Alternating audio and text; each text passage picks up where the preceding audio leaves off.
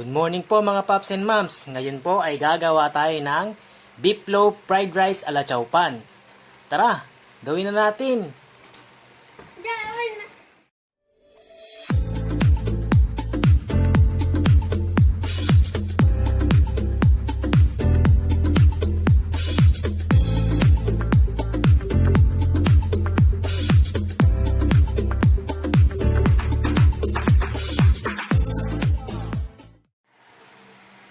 Kung nakikita nyo po, hinati ko na ang ating beef loaf. And then, ihalo natin ang rice. Then, lalamasin natin siya. Yan, para mamaya, lamasin mo na. Dahan-dahan lang. Tapos, after nito,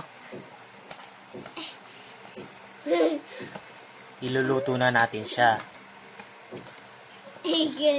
Yan po.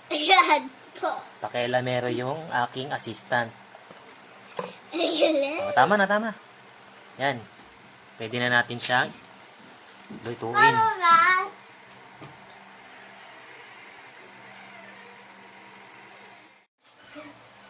Yan po mga paps and moms. Nag-init na po ako ng ating mantika sa kawali.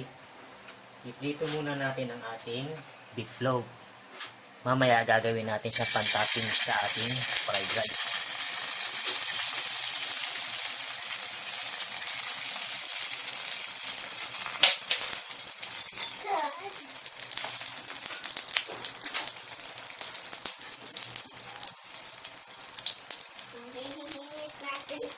Luluto na tayo. Kamali ko. Alsik na sa mantika.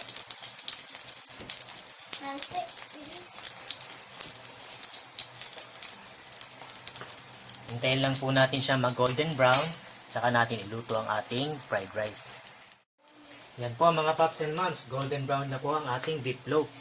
Hanguin na natin siya at isunod na natin ang ating fried rice.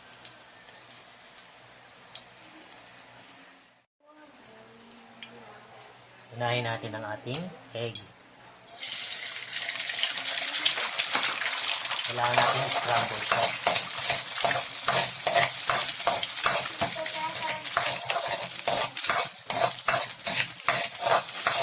Halika rito, ikaw magluto. Ayaw mo? Bakit? Pagod yata yung aking assistant cook. Then, isunod natin ang soy sauce na may mix ng water at brown sugar.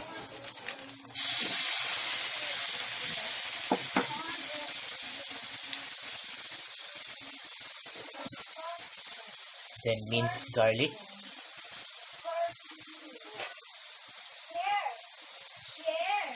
Ating chicken cubes, konti lang para hindi maalat.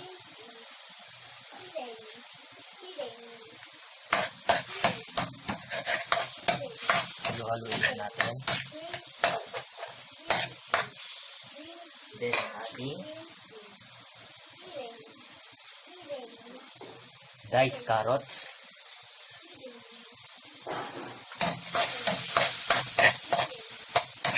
Then ang ating fried rice. Rice.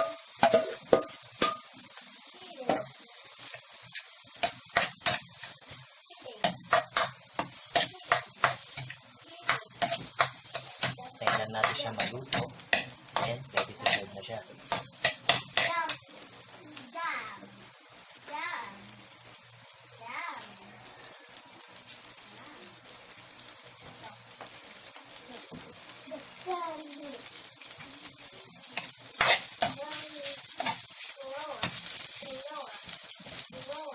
Ganyan lang po siya kasimple mga pumps and nuts.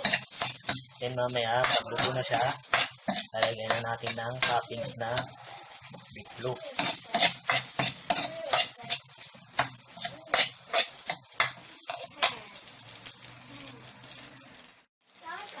Yan po guys, luto na po ang ating beef loaf fried rice at chow pan. Lalagyan na natin siya ng toppings. At nilagay na natin sa ating plate. Pag-plating na tayo.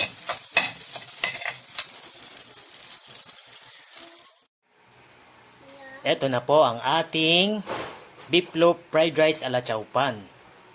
Ayan na po, nilagyan na natin siya ng toppings na beef loaf sa ibabaw. Tara, kain na tayo, Yop! Kain na tayo? Busog ka ba? Let's go guys, kain na tayo!